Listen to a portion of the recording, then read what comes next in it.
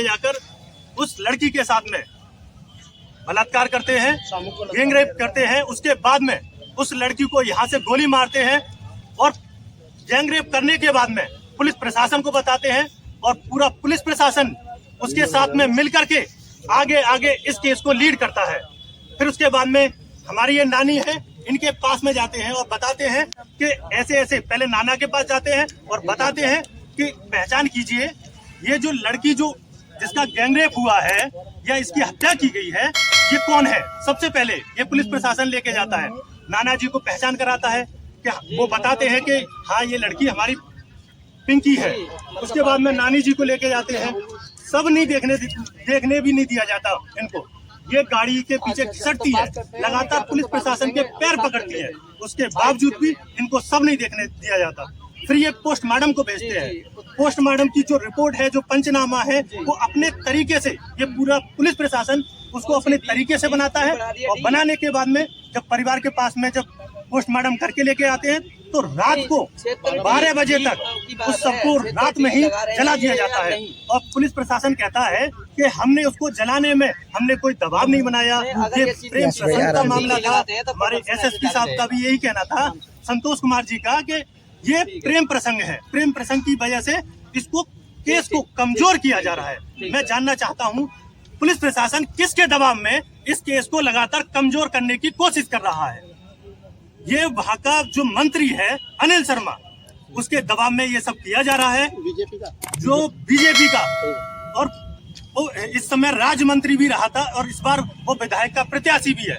उसके कारण इस केस को लगातार कमजोर करने की कोशिश चल रही है। इसको गैंग रूप से प्रेम प्रसंग में बदला जा रहा है। अभी सौरभ शर्मा पर जो गिरफ्तारी हुई है वो 302, 376 के रूप में हुई है और जो चारों लड़के हैं, हम चाहते हैं सब पर अभी 376D जो लगनी बाकी है वो नहीं लगी है। और इनको कहीं ना कहीं अभी भी देखो, मैं अभी कुछ हमें जो उसी गांव के हैं धौरव के, उन लोगों से हमें ये भी जानने को मिला कि अभी भी वो लड़का जो सौरभ शर्मा है, उसका बयान ये है कि मुझे अभी 2 से 3 दिन तक और खुला छोड़ दो, 3 दिन तक।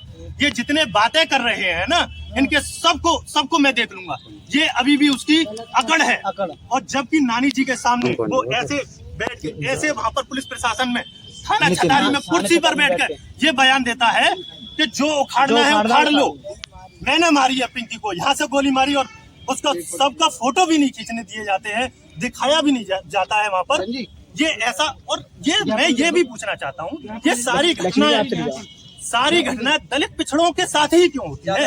ये हाथरस कांड, वहाँ पर भी दलित पिछड़ों के साथ में, ये दूसरा हाथरस कांड जो दोहराया गया है, जिसकी पुनरावृत्ति हुई है, यहाँ पर भी हम विरोधी समाज की लड़की थी। तो मैं पूछना चाहता हूँ, ये सारी घटनाएं दलित पिछड़े समाज के साथ में क्यों होती है, और उन्हीं केसों को दबाने की ये पुलिस प्रशासन और ये सरकार उन्हीं केसों को क्यों दबाने की कोशिश करती है। अभी बीते दिनों एसएसपी कार्यालय में धरना प्रदर्शन किया था,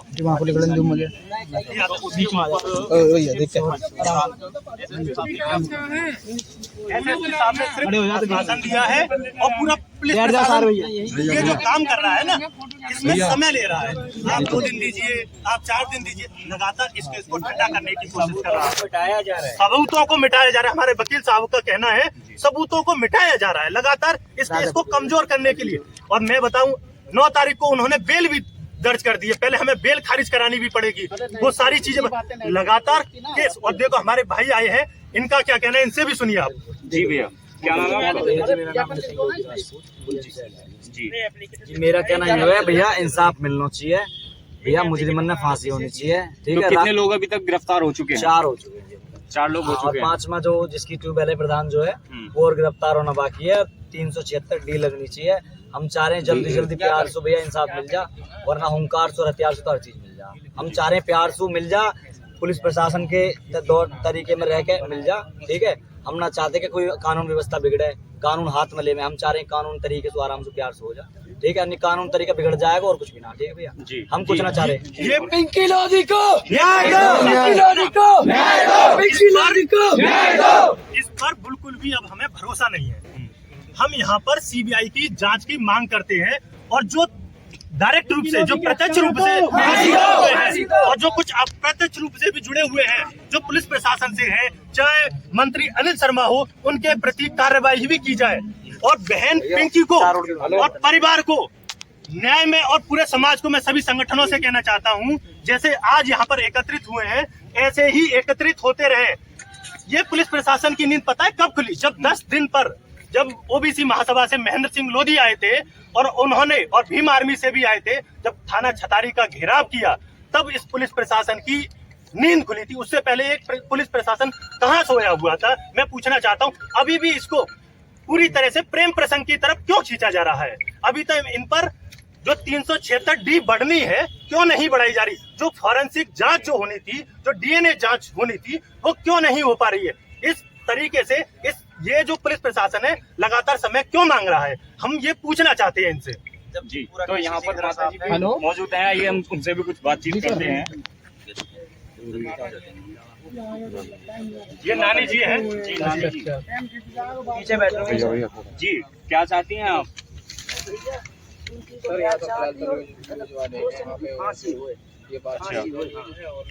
ठीक है, तो माता जी कौन है? जी माता जी क्या चाहती हैं आप? न्याय मिले पूरा, फांसी देनी चाहिए अपराधियों को।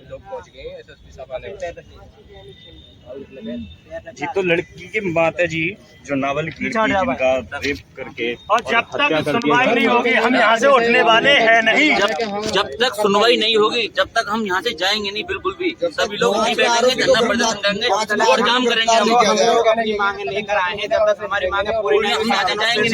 यहाँ नहीं बैठेंगे, रोड पे बैठेंगे, रोड पे यहाँ नहीं बैठेंगे।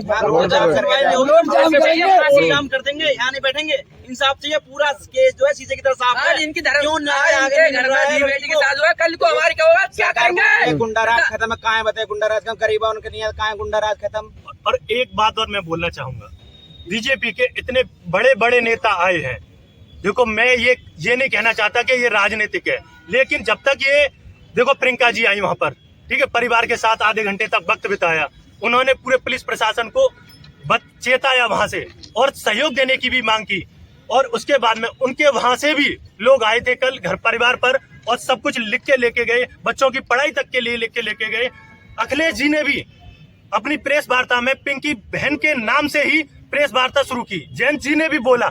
लेकिन मैं बस ये पूछना चाहता हूँ कि ये इतने, देखो योगी जी शिकारपुर में आए लेकिन एक भी बयान और एक भी ट्वीट नहीं किया गया। इसके बाद में अमित शाह, आप पूछ के देखना, वहां पर जो सभा हुई थी मात्र 10 कदम की दूरी पर थे, लेकिन ग्राम गालिमपुर पर वो नहीं पहुंचे। मैं पूछना चाहता हूं वो क्यों नहीं पहुंचे? वो हमारी बेटी के इस दुख में हमारे साथ क्यों नहीं खड़े हुए? फिर उसके बाद में कल दिनेश शर्मा जी भी आए थे, वो भी निकलते हुए चले गए। क्यों नहीं पहुंचे? क्या वजह है उनके पास में?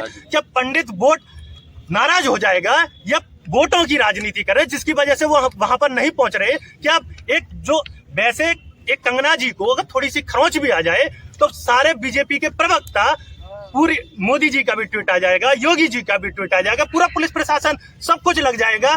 लेकिन यहाँ पर इतनी निंदनीय घटना हुई है, एक बेटी को गैंगरेप कर सिर में गोली मारकर हत्या कर दी जाती है, लेकिन ये सभी लोग सोए हुए हैं। मैं समाज के सभी संगठनों से ये कहना चाहता हूं, इनके विरोध में भी यहाँ पर नारेबाजी हो और लगातार ये हमारी बहन बेटियों के साथ जो दलित पिछड़े हैं उनके साथ में क्यों होता है, इसके बारे में ये हाथरस कांड की जो पुनरावृत्ति हुई है वो लगातार पुनरावृत्ति ना हो, इसके विरोध में भी हम सबको एक होना पड़ेगा। इंसाफ चाहिए, इंसाफ चाहिए, इंसाफ फांसी चाहिए भैया, फांसी जानना चाहता हूँ, लोधी समाज बीजेपी के साथ पहले से रहा है, क्या वो जो जिसके साथ गैंगरेप हुआ क्या वो बेटी हिंदू नहीं थी? जितने भी नेता यहाँ पर आए वो बेटी के घर तक नहीं गए, क्या उसे हमदर्दी नहीं है लोधी समाज से? अब तक कोई एक भी अंधभक्त नहीं आया है, बहुत बड़ी बड़ी बातें करने वाले।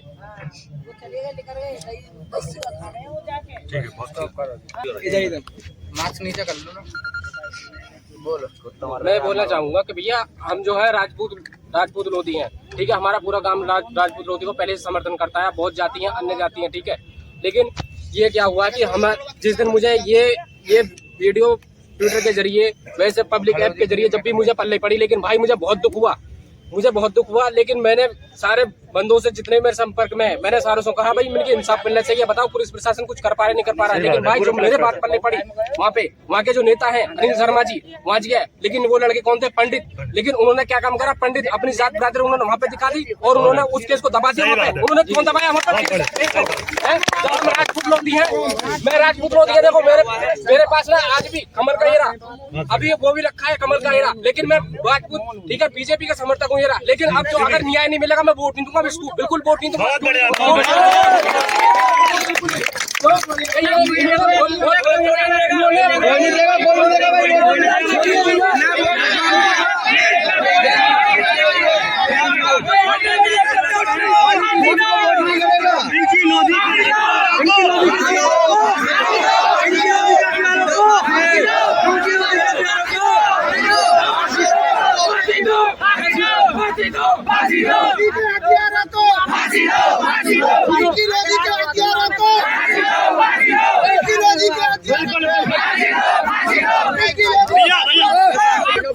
कल हमारी कई और हालांकि यह सरकार के राज में गुंडागर्दी भाई तो ना, लेकिन ये और नेता मिलकर करवा रहे हैं और मक्कारी दिखा रहे हैं। कल को और काई करेंगे, ऐसे ही निकल जाएंगे बच के दही बूरा खा खा के, कुआं में आग लगाओ और वहाँ फांसी लगेगी।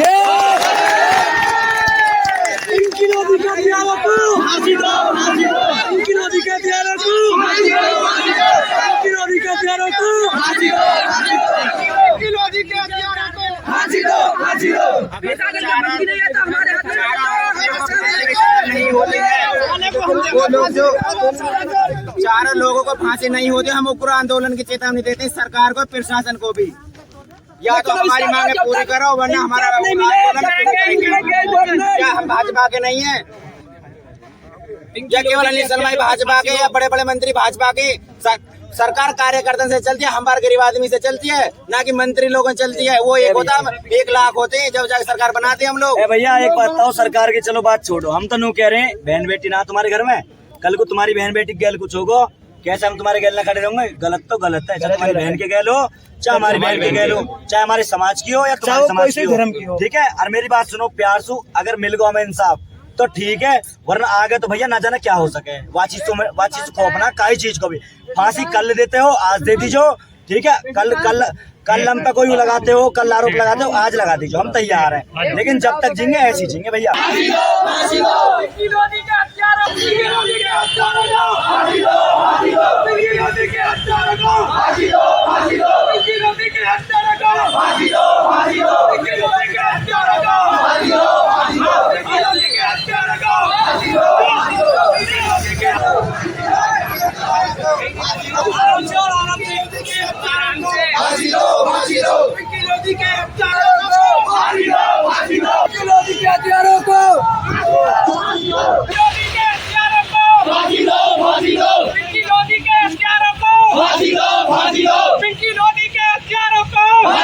फांसी दो।